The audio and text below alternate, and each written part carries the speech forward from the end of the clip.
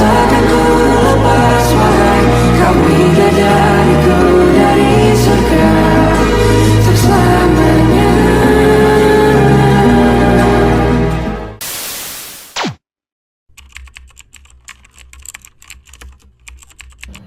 Baik, saya nikahkan Wali dan Dewi dengan sepasang alas sandal jepit dibayar tunai. Saya terima nikahnya Dewi dengan mahar tersebut dibayar tunai. Bagaimana para saksi? Sah? Gak. Stop. Loh, bentar. Ini kok gak ada ininya sih, walinya? Terus kok mahalnya sandal jepit? Ini juga nih, duduknya kenapa berduaan sih? Kan bukan belum muhrim, ya? Nih, ibu kasih tahu ya, apa aja sih persiapan pernikahan yang seharusnya sesuai syariat Islam teh? Nah, tapi sebelum pembahasan ke sana, kalian tahu gak sih kenapa Islam teh menganjurkan untuk menikah? Nah, karena Islam mengajarkan menikah itu untuk menyempurnakan separuh agama dan bertujuan untuk menjaga kesucian diri, memenuhi kebutuhan fitrahnya, dan untuk mengikuti sunnah Rasulullah Shallallahu Alaihi Wasallam. Ada yang tahu nggak nih? Ternyata hukum nikah itu berbeda-beda, tergantung kondisi individunya. Yang pertama, menikah itu hukumnya sunnah bila sudah merasa memiliki kebutuhan untuk menikah dan memiliki kemampuan finansial untuk menafkahi. Yang kedua, hukumnya makruh bila tidak memiliki kebutuhan mendesak untuk menikah dan tidak mampu memberikan nafkah. Dan yang ketiga, hukumnya wajib bila ia merasa khawatir akan terjerumus dalam zina apabila tidak menikah, sedangkan ia juga memiliki kemampuan finansial dan kebutuhan untuk menikah. Haram bila tidak dapat memenuhi hak-hak istri atau suami secara fisik maupun finansial. Mari kita bahas fikih persiapan pernikahan dalam Islam. Fikih pernikahan adalah panduan hukum Islam yang mengatur segala aspek pernikahan, mulai dari sebelum akad hingga setelahnya. Ini dia beberapa aspek penting dalam fikih persiapan pernikahan. Yang pertama, bagaimana sih cara memilih calon pasangan? Dalam memilih calon pasangan, dilihat dari kriteria agama. Agama menjadi prioritas utama dalam memilih calon pasangan. Rasulullah Shallallahu Alaihi Wasallam bersabda, wanita dinikahi karena 4 perkara, karena hartanya, keturunannya, kecantikannya, dan agamanya. Maka, pilihlah wanita yang beragama, niscaya kamu beruntung. Hadis riwayat Bukhari dan Muslim. Hal ini juga berlaku bagi laki-laki dalam memilih calon istri. Yang kedua, akhlak dan budi pekerti. Selain agama, akhlak yang baik dan budi pekerti yang luhur juga sangat penting. Pasangan yang berakhlak baik akan saling menghormati, menyayangi, dan menjaga hubungan dengan baik. Yang ketiga, keturunan atau nasab. Memperhatikan keturunan juga dianjurkan, meskipun bukan menjadi prioritas utama seperti agama dan akhlak. Yang keempat, kesetaraan atau kafa'ah. Dalam beberapa pandangan, kesetaraan dalam beberapa aspek seperti agama, status sosial, atau pendidikan dipertimbangkan untuk menjaga keharmonisan rumah tangga. Namun, mayoritas ulama menekankan pada kesetaraan agama dan akhlak. Untuk para catin dianjurkan untuk melaksanakan sholat istikharah memohon petunjuk Allah Subhanahu wa Ta'ala dalam memilih calon pasangan yang terbaik. Doanya yaitu Allahumma inni astakhiruka bi'ilmika wa astaqdiruka biqudratika wa as'aluka min fadlikal azim fa innaka taqdir wa la aqdir wa ta'lamu wa la a'lam wa anta 'allamul ghuyub. Allahumma in kunta ta'lam anna hadzal amr an-nikah ma'a fulan khairan li fi dini wa ma'ashi wa 'akibati amri faqdirhu li wa yassirhu li thumma barik li fihi. Allahumma in kunta ta'lam annahu syarrun li fi dini wa ma'ashi wa akibati amri fasrifni anhu wa qadur li al-khair haitsu kana thumma ardini bihi. Ya Allah, sesungguhnya aku beristikharah padamu dengan ilmumu. Aku memohon kepadamu kekuatan dengan kekuatanmu. Aku meminta kepadamu dengan kemuliaanmu. Sesungguhnya Engkau yang menakdirkan dan tidaklah mampu aku melakukannya. Engkau yang maha tahu sedangkan aku tidak. Engkaulah yang mengetahui perkara yang gaib. Ya Allah, jika Engkau mengetahui bahwa perkara ini, nikah dengan fulan, baik bagiku dan agamaku, penghidupan dan juga akhir urusanku, maka takdirkanlah hal tersebut untukku. Mudahkanlah untukku dan berkahilah ia untukku. Ya Allah, jika Engkau mengetahui bahwa perkara tersebut jelek bagi agama, penghidupan dan akhir urusanku, maka palingkanlah ia dariku. Takdirkanlah yang terbaik bagiku dimanapun itu, sehingga aku pun ridho dengannya. Selanjutnya, kita akan bahas tentang rukun nikah yang harus diperhatikan oleh Catin agar pernikahan sah sesuai dengan syariat agama Islam. Simak baik-baik yuk. Yang pertama, calon suami harus laki-laki muslim yang memenuhi syarat, yaitu baligh, mampu memberikan nafkah, tidak terpaksa, tidak dalam keadaan ihram, dan tidak memiliki hubungan mahram dengan istri.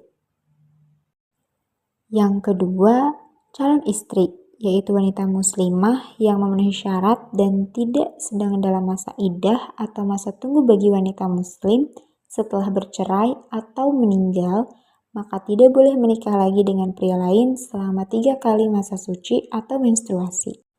Yang ketiga, wali nikah, yaitu wali dari pihak wanita yang sah menurut syariat seperti ayah kandung, kakek dari pihak ayah, saudari laki-laki kandung, paman dari pihak ayah, dan seterusnya sesuai urutan.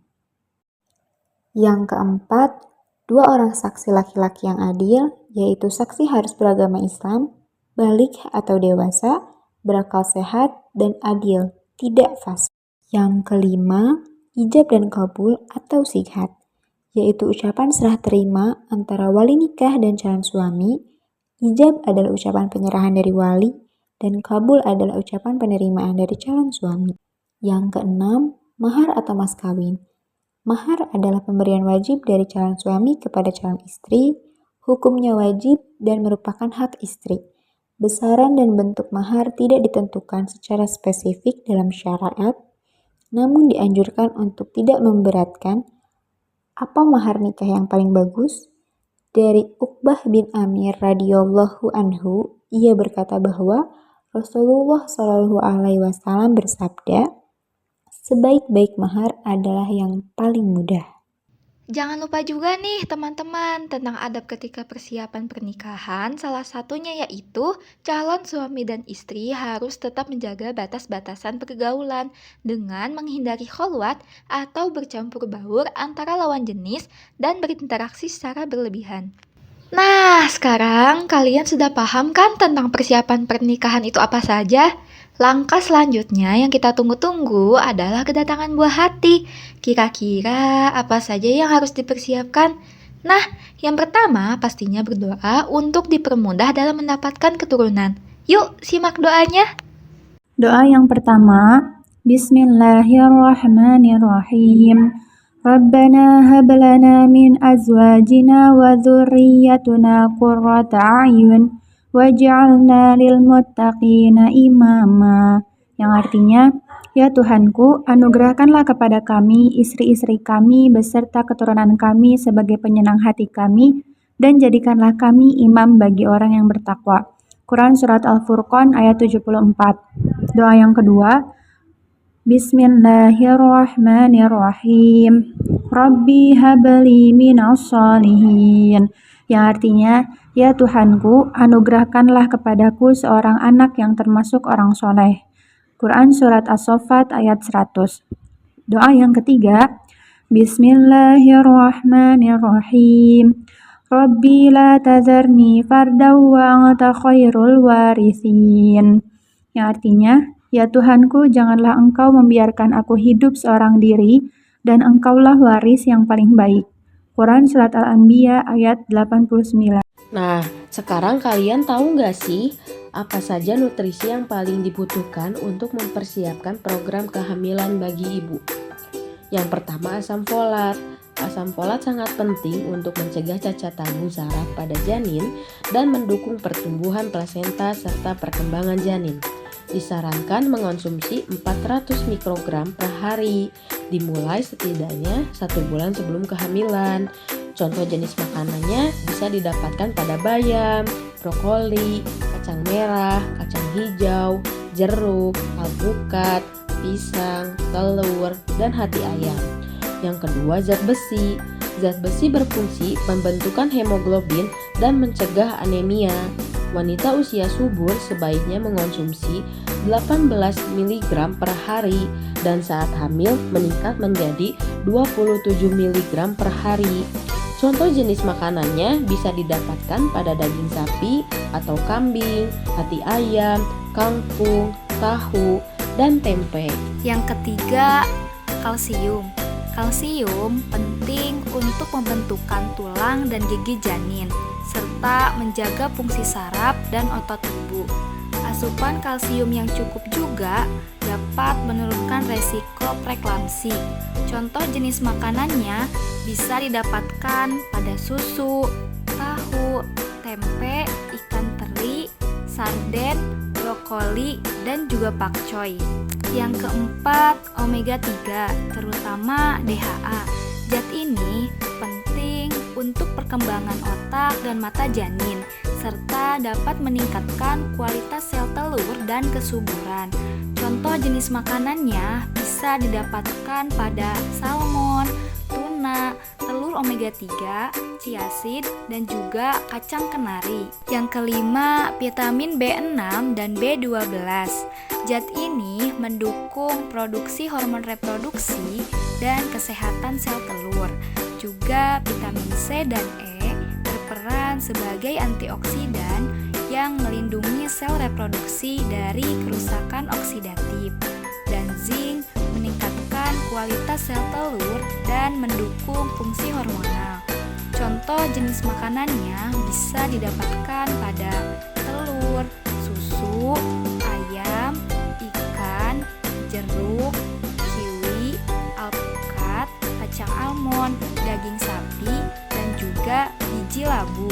Yuk, mulai dari piring harianmu. Satu piring seimbang ini bisa bantu penuhi kebutuhan nutrisi penting untuk kesuburan dan persiapan kehamilan. Di sini ada contoh makanan yang dibutuhkan untuk program kehamilan dalam satu porsi makan. Yang pertama, 100 gram nasi putih, sumber energi, dan vitamin B kompleks. Yang kedua, 80 gram dada ayam, kaya protein, omega 3, dan vitamin D. Yang ketiga, 50 gram tempe, protein nabati, zat besi, dan kalsium. Yang keempat, 80 gram bayam, tinggi asam folat, zat besi, dan kalsium. Yang kelima, 50 gram wortel, mengandung beta-karotin, vitamin C, dan serat. Yang keenam, 50 gram alpukat, sumber lemak sehat, vitamin E, dan folat. Yang ketujuh, 100 gram susu promil, tinggi kalsium, probiotik, dan vitamin B12. Ayo, jaga nutrisi harianmu mulai sekarang untuk promil yang lebih optimal ya. Nah, ada tips juga nih untuk para ibu promil, gunakan minyak zaitun sebagai pengganti margarin atau mentega. Dan selalu ingat, perbanyak minum air putih dan hindari junk food ya. Nah, itu dia beberapa hal yang perlu diperhatikan dan dipersiapkan sebelum pernikahan dan juga kehamilan. Gimana nih Sobat Catin?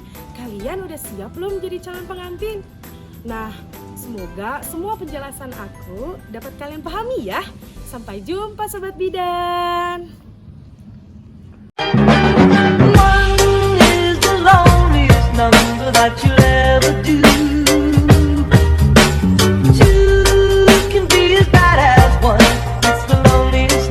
This is the number one. One is the loneliest number that you'll ever do. Two.